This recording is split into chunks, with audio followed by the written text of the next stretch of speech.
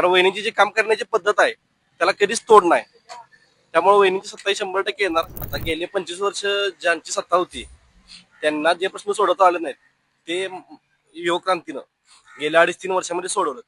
त्यातला पण 5 वर्षाचा जो कार्यकाळ असतो त्यातला 2 वर्ष कोविडला गेलं आणि 3 वर्षात वहिनीने बरीच कामं केली, जेणेकरून आमच्या कमानीचा जो विषय प्रलंबित होता तो वहिनींनी आल्या आल्या त्यांचा एक पहिला 2 वर्षातच केला. राहिला प्रश्न छत्रपती शिवाजी महाराजांच्या अश्वारूढ पुतळ्याचा, तो पण वहिनींच्या माध्यमातून झाला. संभाजी उद्यान असू दे, परत शिवाजी चौकातलं उद्यान असू दे, आमची दाना संतांची कमान असू दे, त्याचा प्रश्न झाला. परत डॉक्टर बाबासाहेब आंबेडकरांच्या पुतळ्याचा ठराव त्यांनी आता मांडलाय.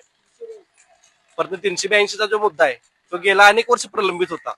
तो मुद्दा वहिनींच्या माध्यमातून किंवा सावकार साहेबांच्या माध्यमातून वहिनींनी त्याचा आता ठराव मंजूर केलेला आहे. आता जर वहिनींची परत सत्ता येणार आहे 100%, यात तीळ मात्र सुद्धा शंका नाही. कारण वहिनीची जी काम करण्याची पद्धत आहे त्याला कधीच तोड नाही. त्यामुळे वहिनीची सत्ता 100% येणार आणि वहिनींच्या माध्यमातून आमच्यासारखे अनेक युवक त्यांच्या जवळ जाऊन आम्हाला त्यांच्याकडे शिकण्याची प्रेरणा मिळते.